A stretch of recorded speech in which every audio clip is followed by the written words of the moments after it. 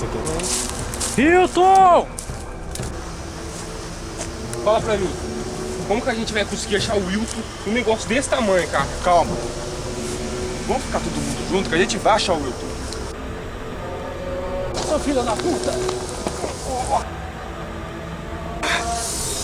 Ô, levanta, a gente tem que ir, cara. Putz, merda, cara. Pô, você viu o que aconteceu com ele, cara? Thiago, com o Wilton, a gente tem que ir embora. Tá vendo essa porra? Calma, cacete. Corre, velho. Espera eu, seu filho da puta.